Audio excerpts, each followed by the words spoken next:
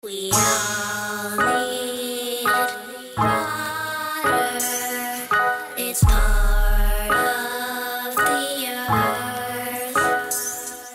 We all need water. Flint needs your support.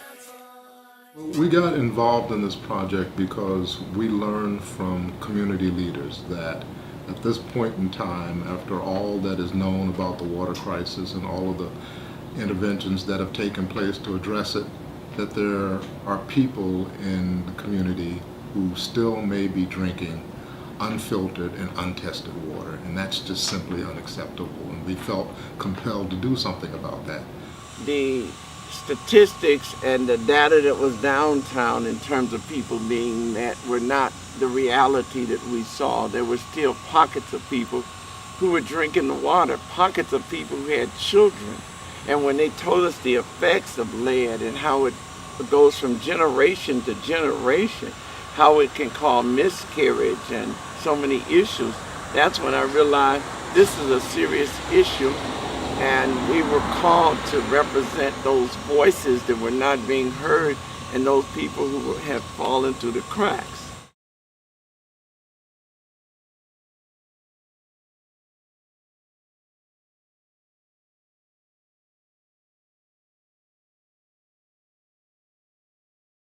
This was called the What to Know and Do About Water Expo. And it was presented as a pilot project. And we say pilot because we were testing out a new way to deliver services and trying to determine whether or not this was something that needed to take place in not just the neighborhood of Civic Park, but in neighborhoods throughout Flint. We are at Joy Tabernacle Church, and we are doing our food, water, and lead testing. We pretty much got the distribution going, so we got the line of water going around, and we pretty much got the food line going on over here. We have wipes, we have a backpack drive, we have school supplies. We're here located at 2505 Chevrolet at Joy Tabernacle Church. We do this the second and fourth Saturday, and this is pretty much building the system around the system. So we're just doing our part, giving back.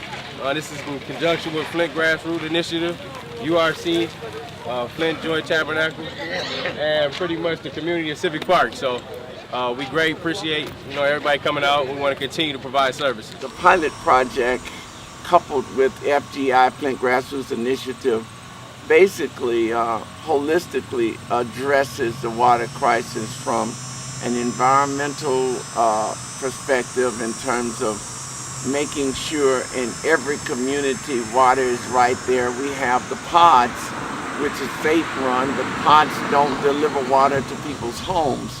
Pod doesn't make sure that seniors or 85 years old can carry water in.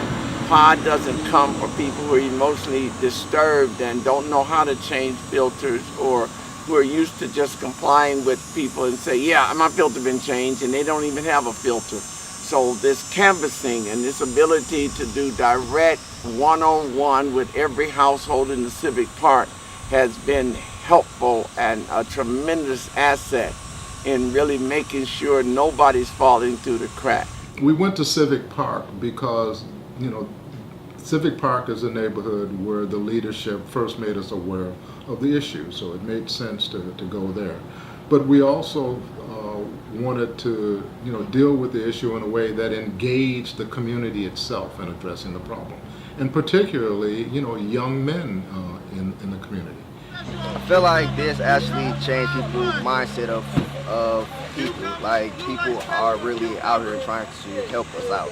It makes me feel important. It feel like it's a good feeling to be able to help your own community. This water is still messed up, and they didn't have water nor filters, and some people didn't even have water at all. So it's just bad out here, and we just trying to get out here and make a difference. Work doesn't just help the community, it helps us as well. Because before I came here, I was in a youth group and they taught me how to speak, but I was still shy. But after a while, after I came here, I found myself talking to people I didn't even know.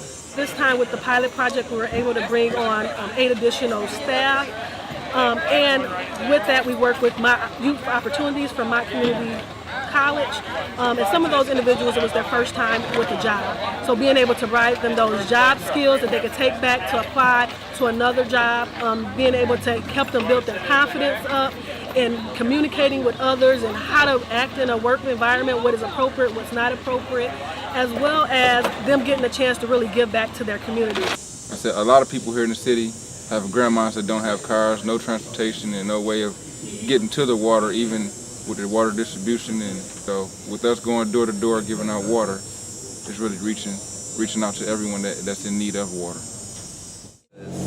In this area, like, there's a lot of elderly people, so some, like, they either have trouble getting the water here, and some others have problems, like when they get home, getting the water inside their homes because they're elderly, so they need assistance with that.